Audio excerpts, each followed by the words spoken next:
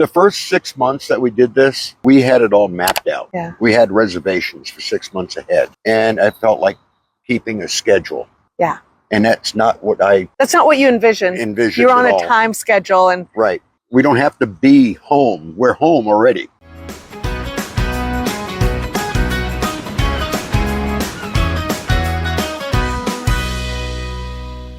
There are several that come through here, and it's like family now. You know, we've been here so long. How long have you been here? A year and a half. It's about a year too long. No, I originally agreed to 6 months. Right. And we enjoyed it, and we got to know everybody, and they said, "Hey, we're getting compliments. We want you to stay longer." And said, "Okay, fine, we'll stay another 6 months." Well, that turned into another 6 months, so it's been a year and a half. So now we're leaving in 2 weeks. Where are you going? We're going to go up to Badlands in South Dakota, and Mount Rushmore, and then hang a left and go to the Tetons, Yellowstone, maybe up to Glacier National Park, and then go into Idaho and in Oregon and Northern California. Love it. And then come back through Colorado and stay up there for a little bit, and then back here in September. That's going to be a fantastic trip. We haven't had any bad trips. There's no such thing. Well, and that says a lot about you. When we started, we went from Florida. We still had our house down there, and we went to Florida, from Florida, did all the parks in Central Florida and North. Yeah. And we'd been living in Florida for 23 years and never go down the middle of the state. You're always going up the coastlines. Yeah. And we discovered all the state parks in Florida. The hot springs, manatees. All of it. Yes.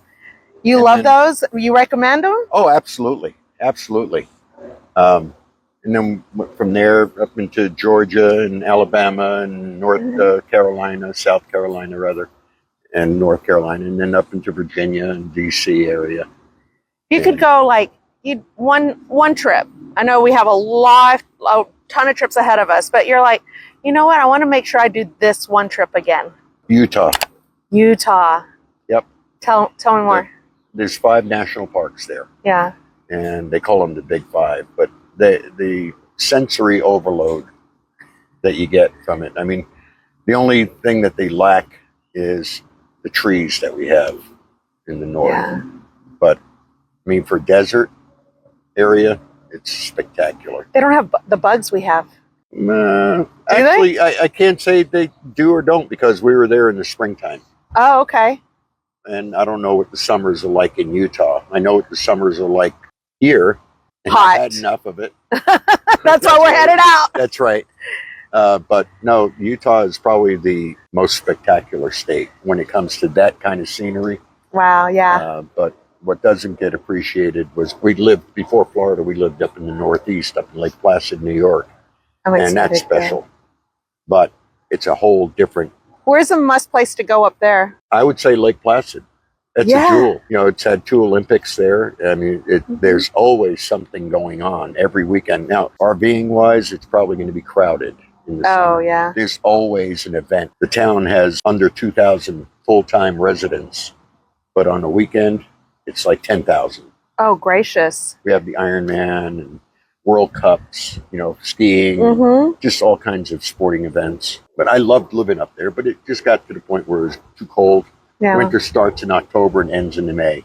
Oh yeah, that's a lot, and it's good, because you had mentioned just this country has so much to offer. It's just so beautiful, and there's so much to see. My wife and I both worked for GW, Trans World Airlines. Oh. I did it for 21 years, so we flew to all the cities, all over the country and all over Europe and the Middle East.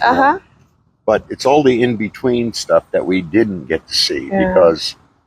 You just don't wander out of the cities when you're on layovers. So now we're doing all of that, the in-between. Oh, that's fantastic. And that's what is lacking in most people's lives is taking the time to appreciate what's here. And I used to get people on the airplane ask me, where would you go on vacation if you had vacation? Upstate New York. Have you ever been there? No. Why would I want to go to upstate New York? They think it's all New York City. Yeah. It's a different world altogether. And now that I've started wandering around, I'm finding spots that are very unappreciated.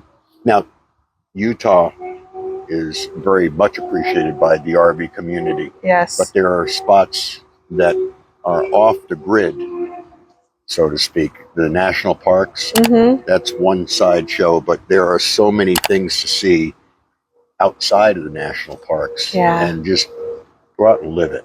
How do you find those fantastic, beautiful, off, like you said, off the grid kind of spots? How do you find those? Well, when you go into a destination and you see something beautiful, why not just stop? And when you stop, you look around and say, oh, there's a road over there. I can see it, from the top of the mountain. Look at the map and see if that road will take us anywhere, and just go. Just go.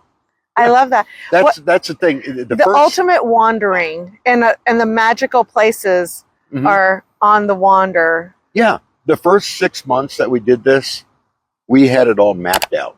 Yeah. We had reservations for 6 months ahead. And I felt like keeping a schedule. Yeah. And that's not what you envisioned. You were on a time schedule, and right. If you wanted to stay, you couldn't. You had somewhere to be. Exactly. I mean, we don't have to be home. We're home already. That's a concept. It's interesting. Folks who don't RV, that's a concept that's very difficult for them to grasp. Yeah. If you pull into a gas station, I'm home. And I'm getting gas. I'm going to sit for a while. I'm home. I have no hurry, no worries. Yeah. And just grab a snack, take a nap. Yep. And the reason we chose a motorhome is because if you had a fifth wheel or a trailer, I'd have to pull over to go to the bathroom and things like that. My wife, she doesn't have, she doesn't like to drive constantly without pulling over. Well, in a motorhome, I'm the same. If you want to know, that was a big reason, because when we first started in 2017, I had 2 sons, a daughter. My in-laws were often with us, and 2 large dogs, right? Somebody needed to go to the bathroom all the time, and somebody was hungry all the time. If I had to pull over every time somebody needed to use the bathroom or go, we'd never make it to our destination. Right. And in the motorhome, you just say, go ahead. Yeah, go ahead. And fix me a sandwich when you finish. Exactly. And we would play, we would get up, go to our, and play, and then finish playing. And then as we were headed to our next destination, we would eat, rest, go potty, all that kind of stuff, hit our next destination. And it was like we got to do more. Like we had 2 days, 2 magical days in one day. And I love that. I love everything about that. Well, when you do get on the road, for real, you're going to really change the way you're doing it now. Because here you have a reservation. Yes. And you probably made it, months out? About a month ago. Yeah. A couple months ago. We didn't decide to go full time until. Well, even non-full timers. I mean, when we first started watching YouTube, everybody was saying, "Oh, you got to make it reservations well in advance." 12 months ahead of time for Florida. So 6 months ahead of time. Yeah. And I pulled in to parks, like call a half hour ahead or an hour ahead. Say, do you have any cancellations for the night? We just for one night. Yeah, come on over. Oh, that brings me to this one. Cancel your reservations. I don't know why, and you'll see it in this park as well. We have every weekend is full, but every weekend I'll go through and I'll see 6 or 7 sites open. This, fantastically, this park I feel like has less empty spots, like from no shows, right? Than a lot of places I've been. I've been to a lot of places where you go online, it's booked out, but half of them don't show. And like this place, I feel like you don't have as many no-shows here at Hickory Creek. Well, there's still no-shows, but not as many as some of the other parks that we've been through. And it's just a fallacy where you should make reservations if you want to go somewhere for a 2 week solid. Yes. But how do you know you're going to like that place for 2 weeks? One of our favorite spots was a first come, first serve spot in Yellowstone. We loved it. We made a reservation, I think, at Coulter Bay. Is that Tetons or Yellowstone? But they have the big RV spot. And it was like a big, muddy parking lot. And then we're like, oh, this was not the Yellowstone feel we were going for. So we went and got a first come, first serve spot, stayed there several nights. One of our most favorite spots we've ever had in everywhere that we've been. So let me transition. You've been a camp host for a year and a half. Right. You've seen a lot. Yeah. I could tell a newbie real quick how long it takes them to park to get their rig in the spot that they need. Oh, that's our entertainment. Back it up just right and then hook up and then find out they can't pull their slide out because the tree is right there. That kind of right. thing. But you can tell. Yeah. Yeah. I know we can get in and out of a dump station like 5 minutes. We can park, set up. We're done. In fact, we pulled in here. It's just Ava went to a soccer thing for 2 days, and it's just me and Juan. And we decided not to slide out because I like to sleep on the other side, which means you can't when you slide out because our bedroom gets too wide. And I like to flip over because I like to put my face right up to the window and look out the window. I did not sleep at all last night because my face was at the window going, it's so pretty out there. Oh, honey, did you see the deer? Honey. He's like, what? He's so sweet with me. Yeah. I was like, the deer. And I was like, oh, something just ran by. Was that the other night? Last night. Because we had 11 deer, not last night, the night before last. And we haven't had any deer in our site for 3 months. Oh, wow. But when we first got here, we had them every night. Oh, goodness. I see them over there by the group camping. So how long they takes to get set up, that's the giveaway. It's not how long, but they have that stressfulness about them. They think they're good, and then they have to get back into their rig and move it again, and then again. That's the. I remember those days. It wasn't. Yeah. Well, your rig isn't going to be tough to bring in. I'm talking about like fifth wheels. And trailers. Oh man, the longer trailers. We heard some yelling down there. This is awful, but we heard them hollering at each other. Ah! I'm like, oh my goodness. We just giggled, and my daughter used to say, "Mom, don't look." I was like, this is camping entertainment. You have to look. Like we live for this. And when you're living a simple life, there are simple things that make us smile. That make us smile. We were on the other side over there, and me and David were sitting there watching people at the boat ramp across the way. Just giggle. I mean, what a great life that is, that you can find joy in such simple things. Exactly. And most people have forgotten how to enjoy the simple things. And, as you get older, like I'm in my 70s, I used to be go, go, go all the time. I had several businesses operating at the same time. And it was what kept me up at night. I enjoyed it at the time.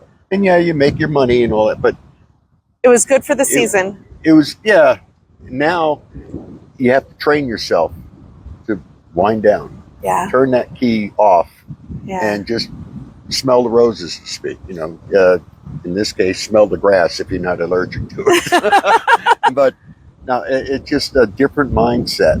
And some people have a hard time realizing that they don't have to hurry in everything they do. Yeah. You can put the bike, we have e-bikes, you don't have to be in top gear. Just go nice and slow and enjoy. Yeah. There's no hurry to anything. You don't have to. So in all this, so we know the newbies, how we recognize the newbies. People always are curious about like gadgets or the thing that like just makes camping simpler, or like the add-ons. Maybe it's like the mat, maybe it's a little this, maybe it's what is it? I noticed you had like a bike tent. What would you say, like, in my 4 years of being here and seeing everything that everybody has, like, what would you say this is a waste. Don't do that. And this is like a good thing. Let's do this. There are a couple of things that we have that I would say are fairly expensive, but I wouldn't say they're a waste. They're like the air compressor. I used it maybe twice, but I've had to use it on the highway. Ah. So it's a safety thing. Yes. Just to have it, it's peace of mind. The other thing is the damn brake buddy. You know, Brake when we buddy tow when the you car, tow. What do you tow? we tow our Equinox. Equinox, okay. And What year is it? it's a 2014, I think. 2014 Yeah. manual automatic. No, it's automatic. Automatic. It's like, it seems like the common denominator I'm seeing are these older cars. Well, it's expensive to get it rigged for towing, and to get a brand new car and have to go through all that, you know, you don't want to really damage it. And there are only about maybe 18 or 20 cars or vehicles that have the ability to be flat towed. Yeah. And we just got lucky. We owned it outright and said, well, do it. Because it will be, you know, it's going to be flat towed. There are a lot of people that are disappointed thinking that their car or truck can be flat towed, and then they go and try to get it done. They say, it can't be done. Not in that particular model. But it's expensive to set it up. But we bought the brake buddy, and I had all of this negotiated when we bought the rig. Okay. Say, okay, I'll buy this rig, and this is what I want, and you know, you hook up the tow bar, you know, tow package, including the brake buddy and whatnot. So it was all included in that. But the brake buddy, I mean, it's like $1,500 for the thing. Yeah. And gives you peace of mind. And no, I don't even use it anymore. Oh, really? Because it actually burned up the brakes on my car. I didn't realize that it operates on a pendulum. I thought it was electronic, and it actually operates on a pendulum.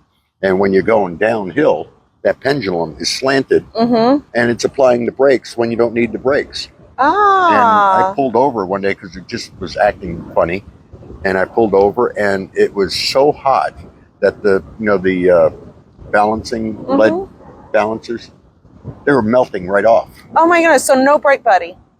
Took it right off. Oh my goodness! And I don't need the brake buddy. I mean, right. I've got the engine brakes, and and I don't even. I forgot what I had. Feel like I have it be in the back. I had like some kind of a brake assist, so that when I push down the pedal, it push the pedal on that. Well, that's what that is. The brake buddy is just a name brand, and I don't mean to badmouth brake buddy. No. I may have done it wrong. I mean, the setup and whatnot. I don't know, but I have not had any trouble. Yeah. With not using it. Yes. I have had trouble using it. So I don't even use it anymore. I carry it with me because some states require it. Really? And I did not know if I that. get pulled over, I can just say, yeah, I own it. I just have to get it serviced. You know, there's something wrong. It was, What states require it? Just curious. California, I think, in Oregon, the western states along, that require all kinds of things. Yes. That, your bubble gum is not allowed. That type right. of Yeah. thing. Yeah. But no, I just keep it with me. And I could plug it in any time, but I just don't. I gotcha. So those are good. That's good, handy stuff. Those are two safety things. Yeah. What's some fun stuff that you're like, oh man, this is fun. I'm glad I got this. The fun stuff, inflatable kayak, 2-man inflatable kayak. 2-man inflatable kayak. Right. Yeah. We haven't used it much, but when we want to use it, it's there and available. The e-bikes for sure. Oh yeah, I noticed you have the electric one. Yeah. Was that XP 3.0? Tell why did you choose? Oh, and the upgraded seat. Yes, I have the upgraded. Upgraded seat and my wife's got the saddlebags and all that on hers. I need to put new brakes on the back. I've worn them out. It's got over 750 miles on it. 750 miles. But yeah, I use it quite often. So why did you choose electric over? Because I can fold both of those up and they'll fit in the SUV. And they just, you know, side by side, I put pillows between them. And we told them that we don't carry them outside. We carry them inside. And I couldn't find anything else that would do the same, you know, make it as flexible to travel with. Like the garage that you see that we keep the bikes in, we bought it for here. Yeah. And, you know, that tent will fold up to about that big, you know. Oh, is that it? I was wondering because I've seen that. They call it a garage, but it goes, it's like this, right? Yeah. And it's like, and it has a floor on the inside and then you just zip it up. Yeah. And you just park it in there. Will it hold one bike or two? I could probably put 4 bikes in that one. For real? Yeah. And just roll them in there. And just... my husband was wondering, do you have to worry about it like blowing away or when the winds pick up really bad? Or are they pretty sturdy if you stake them down? If you stake them down properly, like the stakes that they come with, you can pull those out very easily. But if you use the stakes that are a little bit more sturdy, upgrade the stakes. Yeah, that's it. And you upgrade it for like $5. You can go to Harbor Freight and get a set for about, I think, $3. Yeah, I hear a lot about Harbor Freight in the RV community. Well, you know, Harbor Freight is everywhere. Yes. And if you need an item for a one-time use, I mean, you don't go and buy tools. You know, now they've improved quite a bit. But I used to buy tools, expensive tools that I'm using personally. But if my crew is using them and they're leaving them in the sand and things like that, that's it. Harbor Freight. Because now when it gets damaged, you just throw it away. It's cheap enough where it doesn't hurt our feelings. Exactly. You know, if you're using a good DeWalt machine, it's going to cost you maybe 4 times the amount of money. And you don't have to worry about the replacement costs or repair costs because it's cheaper to just get a new one. You know, I wonder, speaking of running or leaving stuff behind, how much stuff gets left behind at campsites? Oh, I pick up probably every other week the water pressure gauges. Really? I just bought one. I should have. Yeah, at least one every 2 weeks. No way. And I'll bring it up to the front gate. And they'll call the person that, you know, I write down what site I got it at, and they'll call them up and say, "Hey, you left your pressure gauge." Yeah. And they'll either come back or say, "Oh, it's an old one, keep it." Yeah. So I don't keep it because I have my own. Right. But no, things like that get left behind. Kayak paddles left behind. But not too many expensive things. Yeah. Hey, if you happen to, anybody says, "Hey, keep it," we need some kayak paddles. Just throwing it out there. Just putting it in the universe. Things like kayak paddles, I know they're going to come back for. Darn. So I just keep them at my site, and I tell the people at the gate, come and get it. When they come back in, or call them and just tell them to come back up to my site. They know who I am. Yeah. And they'll be, and I'll just say I'll leave them by the tree, and just come and pick it up. Oh, that's fantastic. Because if you bring it down to the gate, they don't have any place to put things. Right. I love that. So you've got your 2-man kayak that you love, zero gravity chairs that you love, right? Yeah, but we'll probably get rid of those. Oh yeah, because you're traveling. So what do you get in lieu of zero gravity chairs when you're regular? These fold up a lot more compact, and I can get 4 chairs in the space it gets for 2. Right. You know, and those zero gravity chairs are 3 years old. So you know they start ripping apart, and not as nice as it was before. Yes. So they're getting worn out, and I think when we leave, I'll probably give them away. Excellent. But as far as other toys, I'd say no. I mean, a lot of the things that you hear on YouTube, you don't need. It's a good one-time use thing, and then you put it away and never see it again. Yeah. And you'll find it in your compartments. You'll start adding to it and adding to it, and then pretty soon you say, "I think I have one," and before you open up the compartment to start searching, you say, no, I'm going to just go over to Harbor Freight and get it. It's a lot easier to pay $5 for than to look through your garage. Exactly.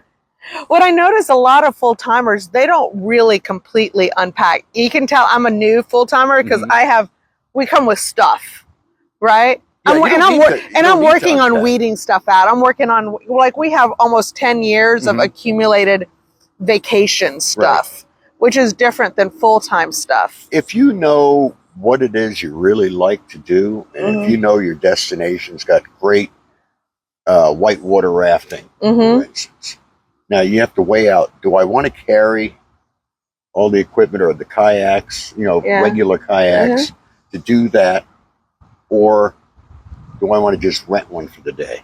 Right. I'm of mind where I know I'm only going to use it once or twice a year. I'll just rent it. Yes. As opposed to carrying it from place to place, all that extra weight, and why bother? Right. I got used to thinning out when we sold everything.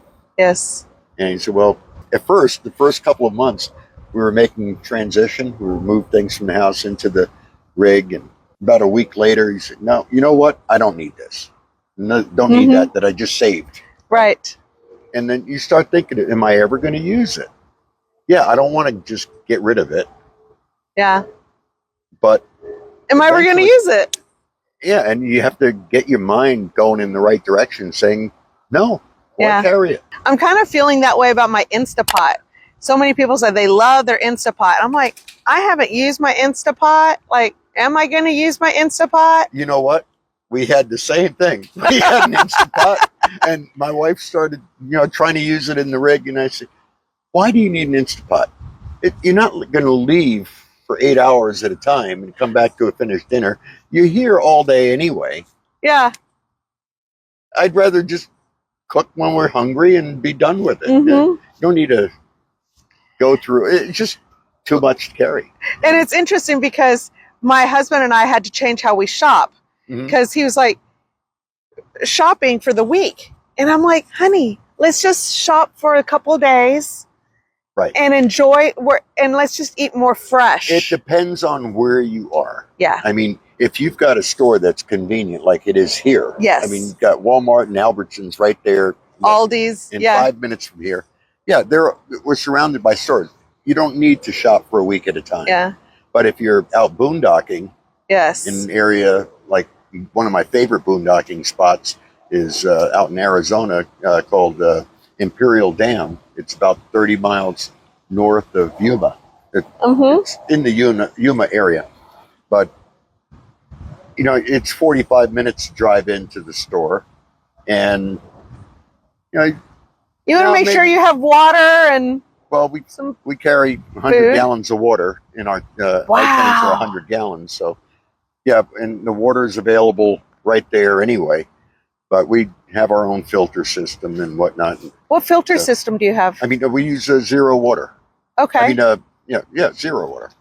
We take the regular water that's available in the campground, and we use zero water to filter it out, and it's pure. So I don't have bottles of water. No, we stopped that. We used to buy gallons and jugs and gallons of water.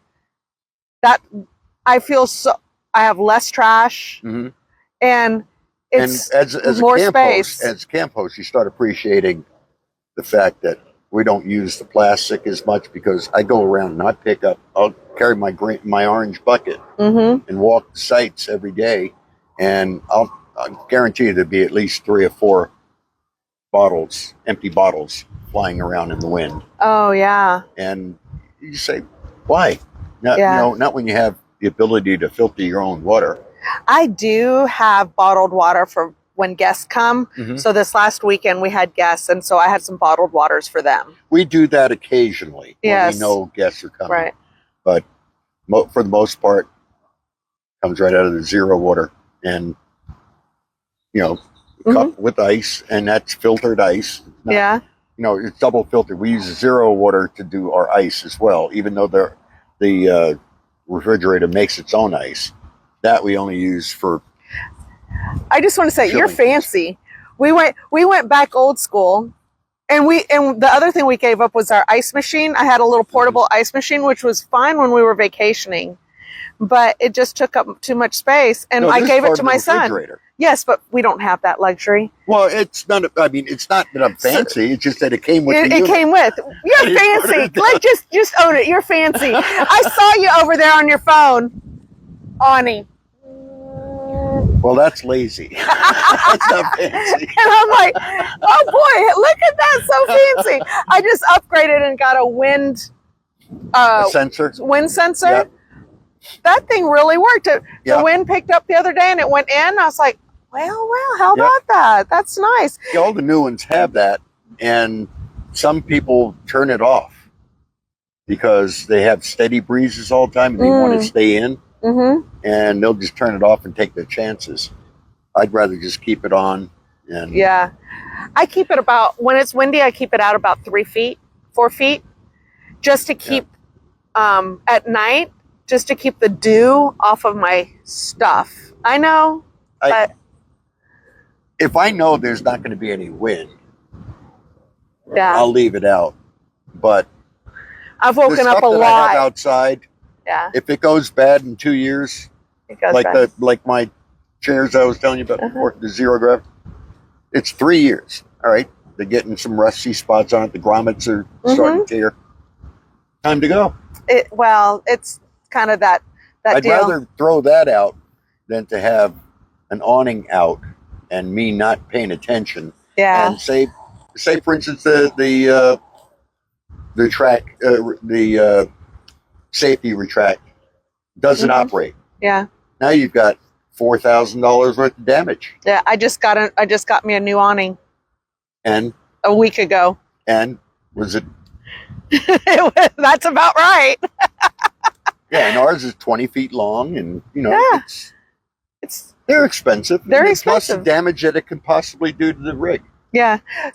So I'm at the place, we've had this since 2017. So far, we replaced the refrigerator, the water heater. By the way, what's your thought? We had a tank water heater, and then they replaced it with a tankless water heater. I'm about to go back to a tank water heater. I have no problems with mine at all, and I have tankless. You have tankless. So my thing is that it seems to take a minute to get hot. Yeah. And then, so we don't have a dump station. So I'm conserving water. So I turn it off, and then I turn it back on. It's cold again. I have to wait for it to heat up again. Right. Oh, You just get used to it. so you get used to it. And you learn the tricks too. Like if your water flow is not high enough, it will not heat up right away. The flow going through the heater has to be the right amount for it to kick in. So it comes on, but it doesn't seem to get hot fast. It takes 5 seconds. Yeah. Oh, okay. See, I like the tank because it's hot right away, and I don't have to use 5 seconds of water. Because sometimes, we're pushing. Yeah. If we're boondocking and it's somewhere and we're sweating a lot, like in the desert, and we're and a lot of times I'll shower outside anyways, but I don't. Again, with the In the winter. with the motorhome, there's not much effort to unplugging And dumping. and go to the dump and come back. It takes you 5 minutes to hook everything up. Now, if you're in a fifth wheel or a trailer, that's a whole different ballgame. Now you're dealing with at least a half hour. And you have to back the truck up, hook it up, and there's a lot more involved. Like they did this morning. That was pure entertainment. Thank you for whoever you were. Thank you for that. Thank you. I don't see it. I mean, once a week to take a ride with the motorhome, and it's good for the camper too. I mean, the engine needs to run. Yes. Tires need to rotate. Yes. Otherwise, you get flat spots on your tire if you're sitting still too long. Yeah. So once a week to go drive to the dump station, that's an adventure. It's an adventure. It's an activity. And what is it? It's going to take maybe a half hour out of my life. Takes 5 minutes to unplug everything and clean up the inside to make sure that the slides go in. And 5 minutes to drive to the dump station, sometimes wait 20 minutes for the person in front of you, and then come back and plug in again. It's no interruption to my schedule because I don't have to be anywhere. I love full-time life. If you don't have to be anywhere, what is the hurry? What's the hurry?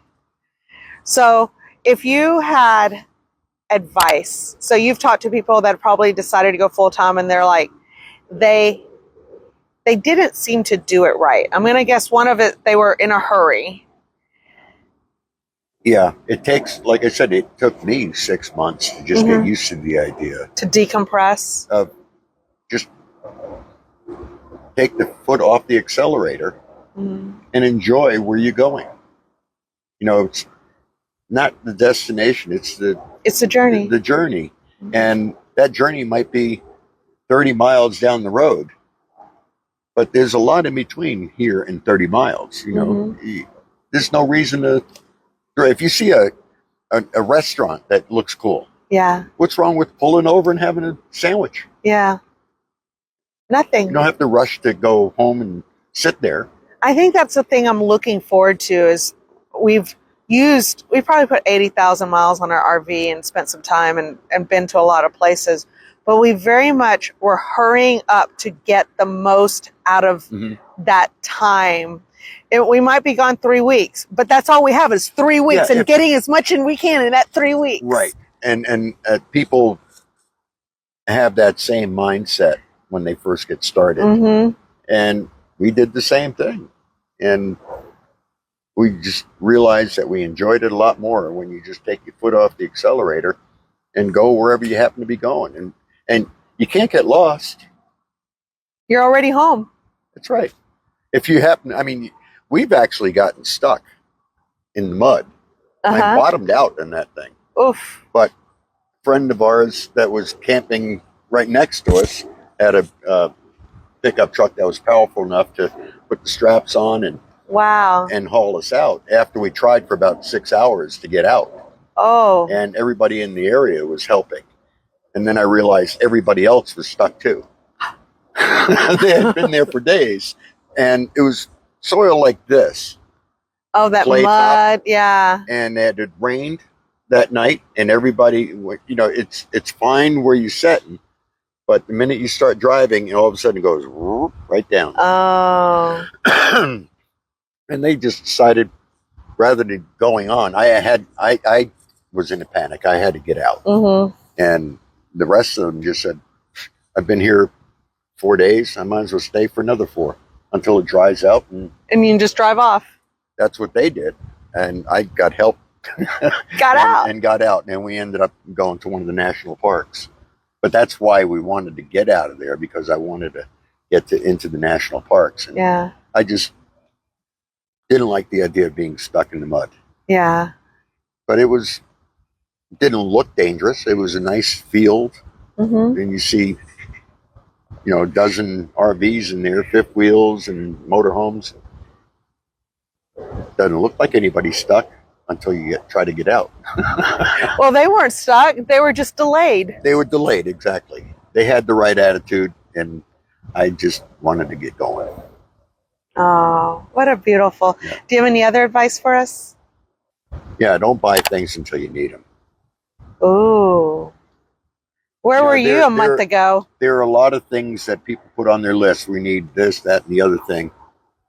Well, unless they're safety things, you don't want to ever need them. Right. But it's good to have. But there are so many gadgets that people buy and you don't need, and you realize that you just got taken. No, you just don't buy until you need. Yeah. That's it. That's the best advice I can That's give. a good idea. Oh, I have a question. So, you know, we have these 2 big dogs, right? We're trying to figure out the best way to let them be outside. What have you seen that we don't want a fence. We're trying this out, this whole rope across the deal. Yeah. But we have 2 and they get tangled, right? Or I really don't have any suggestions for that other than get 2 ropes, give each a run of their own that they can still meet in the middle, and Yeah. fight with each other or whatever they want Yeah. to do. But no, we don't have any animals. When I do have my daughter's dog come to visit, I was wondering if you've seen anything as you've been seeing these people. No, like as a camp host, they put out the fences and Yeah, I can't. My dogs will look at that fence and laugh. well, can't see carrying that kind of stuff around. Oh yeah, Archie's got this really cool trap that he drills it in the ground, and I don't have a drill. I looked at that. I was like, oh, I love that. It stays in the ground. It's flat, so it's flush. And he says he can put 3 dogs out, and they don't really get tangled. I haven't seen any of that. And I was like, oh, do I want a drill? Because we don't own a drill yet. We might have to if we. Actually, a drill is one thing. I mean, the basic tools I have. Yeah. Most of the basic tools, but I have the power screwdrivers that I use for the Wanderful, but I also have a power drill. But that's one of the tools that you definitely need. Okay, so so go ahead and just get the power drill. Yeah, there are too many things that you can use it for. Right. It's a multi-purpose thing. You can put screws in the wall, things like that. Some people use them to jack up their rigs. They're on the trailers. Right, I hear that. But I use mine often. Well, there's been times I wish I had it, and then my sweet husband, I'm like, hey, honey. He would probably appreciate if we had one. I have a lot of my power tools at my daughter's house. Okay. She's close right now. Okay. And that's why we chose here to do the camp hosting, because we can visit with them anytime we want. We love it here. I'm just every day.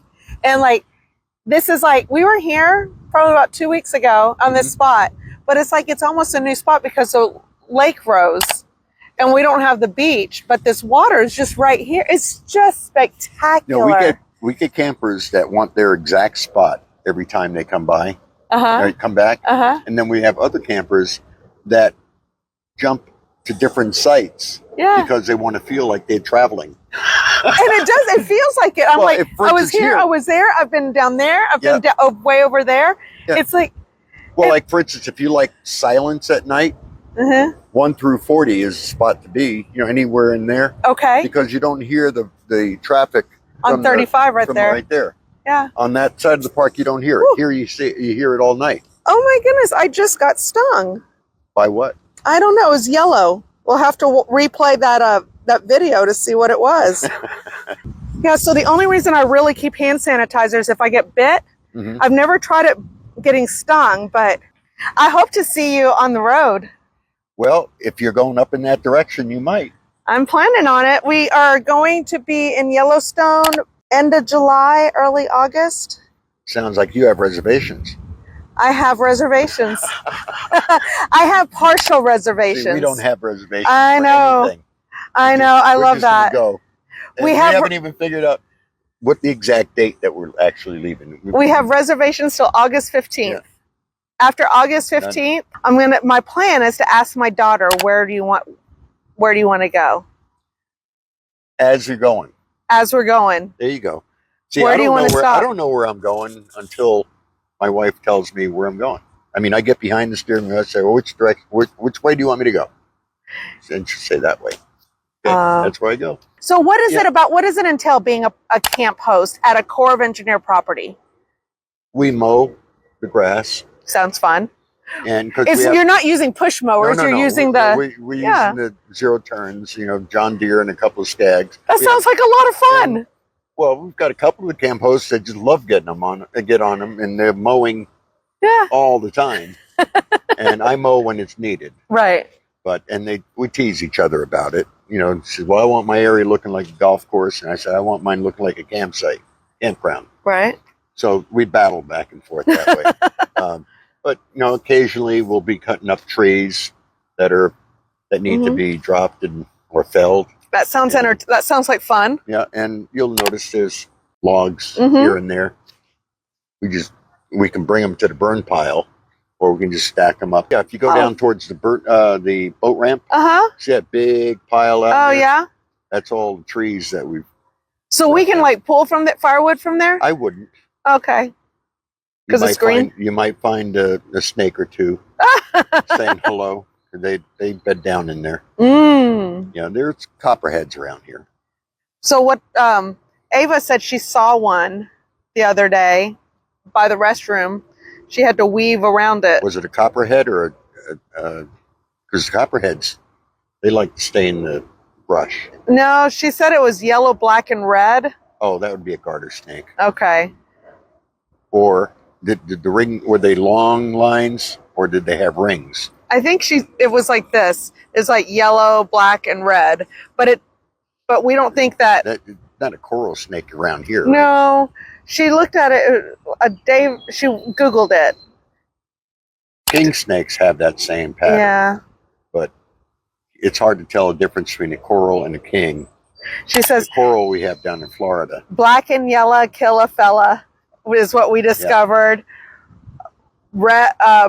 Black and red, friends of Jed or something. I forget. But you know what? When I'm in doubt, I just stay the heck away from them. I don't like snakes. I'm very uncomfortable with snakes, and I've had them face to face. Open up the shed to get the tractor out, and there's a snake in there. All right, guys, you can go in and get the tractor out for me. I'm a chicken when it comes to snakes. I hate them. In Florida, we'd see them all the time, and I'd still hated them. So, park host. Basically, you got invited to be a park host. Yeah. Yeah. And is it kind of like invitation? How does that usually work? You can apply. I just happened to be in the right spot at the right time. Ah. And the park hosts that we replaced, they were there for several years, and everybody liked them. And, so I had a hard time in the beginning trying to keep up with their reputation. So now people have gotten used to me. Goodness gracious.